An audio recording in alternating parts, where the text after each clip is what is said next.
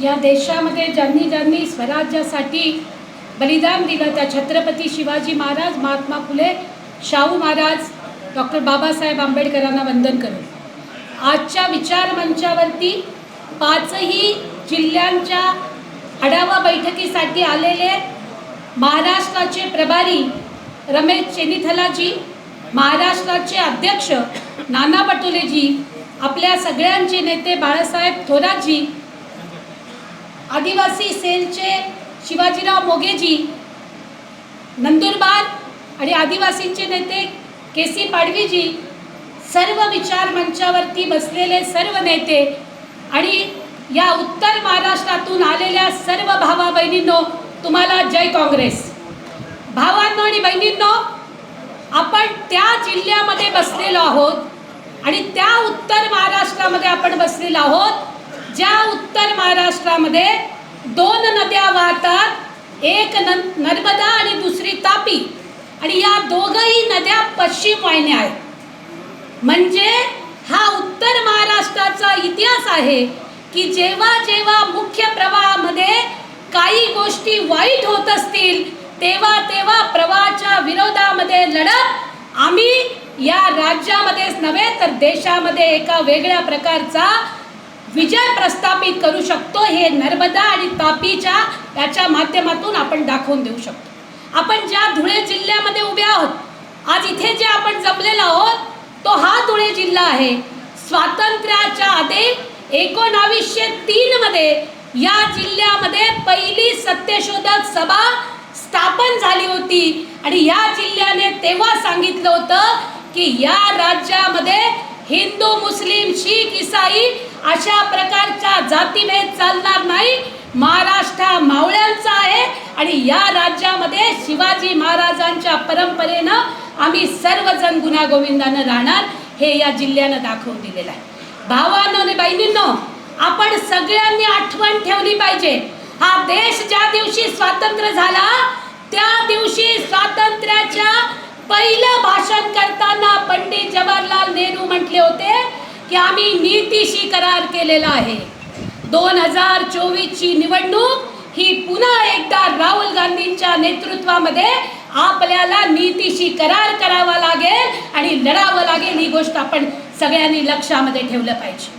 नरेंद्र मोदी नावाचं हे सरकार दिल्लीमध्ये जेव्हा या देशामध्ये कोरोना आला आणि या देशामध्ये करोडो लोक मृत्युमुखी पडले, त्या काळामध्ये तुम्हाला आणि आम्हाला सांगितलं घरामध्ये बसा, थाळ्या वाजवायला सांगितलं, झेंडे लावायला सांगितलं, दिवे लावायला सांगितलं आणि यांनी दिल्लीमध्ये बसून काय केलं हे आपल्याला गावागावात जाऊन लोकांना सांगावं लागेल। यांनी दिल्लीमध्ये बसून 3 वेगवेगळ्या प्रकारचे शेतकऱ्यांच्या विरोधामधले कायदे आणले। अंबानी अदानीचं घर भरण्यासाठी यांनी या देशातल्या शेतकऱ्यांना नागवण्याचा प्रयत्न केला। यांनी शेतकरी आत्महत्या कधी आता गेल्या 10 वर्षामध्ये दाखवल्या नाहीत। आपण आदिवासी बहुल जिल्ह्यामधनं येतो, नंदुरबार जिल्हा आणि धुळे जिल्ह्यामध्ये आदिवासी बहुल लोक आहेत आणि म्हणून मी त्यांना सांगू इच्छिते की भावांनो आणि बहिणींनो, आपण एक गोष्ट लक्षात ठेवली पाहिजे की गेल्या 9 वर्षामध्ये 11 लाख कोटी रुपये हे महाराष्ट्राचे आदिवासींच्या साठीचे केंद्र सरकारने दिलेले नाही आणि म्हणून आपल्याला कंबर कसावी लागेल।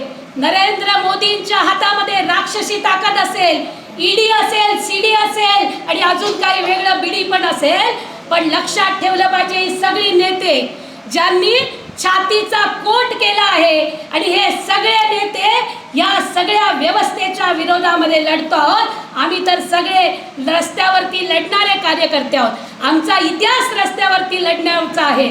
इथे बसलेले आमचे शिरीष दादा चौधरी इथे आहेत। पहिली काँग्रेस जी ग्रामीण झाली ती महाराष्ट्रामध्ये फैजपूरमध्ये झालेली आहे आणि म्हणून आपल्याला हा आपला सगळा उज्ज्वल इतिहास लक्षात ठेवला पाहिजे।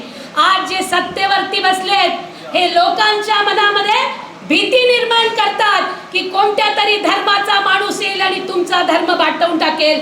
अरे आम्ही 80 कोटी लोक आहोत, आमचा वारकरी धर्म आहे, आमचा तुकोजीचा धर्म आहे, आमचा तुकडोबाचा धर्म आहे, आमचा गाडगे महाराजांचा धर्म आहे। असा कोणी येईल आणि आणि कसा बाटवून जाईल. 700 वर्षात मोगल आम्हाला बाटवू शकले नाही, तर आमचा धर्म कसा बाटेल हे आपल्याला लोकांना सांगावं लागेल. आणि आपल्याला लोकांना हेही सांगावं लागेल भावांनो आणि बहिणींनो, की आमच्या मनामध्ये भ्रम फैलवला जातोय आणि एक वेगळी भीती निर्माण केली जाते, की कोणीतरी एक भीती निर्माण करून एक भ्रम पसरवला जातो की एकच कोणी मसीहा येईल आणि तुमचं नशीब बदलेल. आपल्याला सगळ्यांना एकत्र येत या लढाईच्या याच्या विरोधामध्ये लढलं पाहिजे. फूक, भीती आणि भ्रम याच्या विरोधामध्ये जर कोणी लढू शकतं तर ती काँग्रेस पार्टीच लढू शकते. ही गोष्ट आपण लक्षामध्ये ठेवा.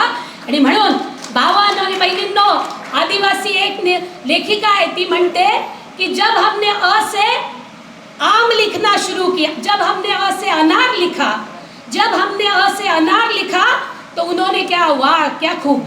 जब हमने अ से आम लिखा तो वो आम के गुण गाने लगे. जब हमने अ से अनार लिखा तो उन्होंने क्या क्या वाह क्या खूब. जब हम आ से आम बोले तो वो आम के गुण गाने लगे. जब हमने आ से अधिकार बोला तो वो हमें नीचे का रस्ता दिखाने लगे. हे त्यांचं चरित्र, ही गोष्ट आपण लक्षात ठेवा. हे स्वातंत्र्याचा संविधानाचं 75वं वर्ष आहे भावांनो आणि बहिणींनो. 26 जानेवारीला आपल्या बापजादानं पंडित जवाहरलाल नेहरूंनी या डॉक्टर बाबासाहेब आंबेडकरांनी जे संविधान आपल्याला दिलेलं आहे, ही गोष्ट आपण लक्षात ठेवली पाहिजे. आणि म्हणून या देशामधल्या संविधानाच्या निमित्तानं पहिल्या मतदार यादीचा इतिहास आपण सगळ्यांनी तोंडपाठ करून गावागावात सांगितलं पाहिजे. दलिताला सांगितलं पाहिजे, आदिवासीला सांगितलं पाहिजे आणि आपण ओबीसीला पण सांगितलं पाहिजे की आज जे तू बोलतो आहेस, तुला जे रिझर्वेशन मिळालेलं आहे आणि ज्याच्या निमित्तानं आज तू ताट मानेनं उभा आहे, हे तुला सगळं ह्या सगळ्या काँग्रेसच्या इतिहासातनं मिळालेलं आहे. हे आपल्याला सांगावं लागेल. आपण सगळेजण सांगूया.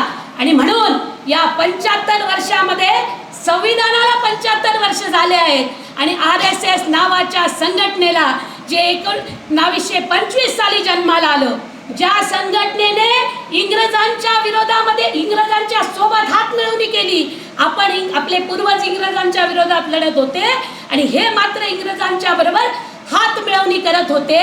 आपण एक लक्षात ठेवलं पाहिजे, त्याला पण 100 वर्ष पूर्ण होत आहेत आणि संविधानाला 75 वर्ष पूर्ण होत आहेत. त्यांना मनुस्मृतीचं राज्य आणायचं आहे. त्यांना या देशामध्ये, या देशातल्या ओबीसींना, SC STंना या देशामधून ज्यांचे अधिकार काढून घ्यायचे आहेत. आणि म्हणून आपल्याला सांगावं लागेल, हे राज्य मनुस्मृतीचं नाही, हे राज्य संविधानाचं आहे. हा लढा आपण गावागावात घेऊन जाऊया.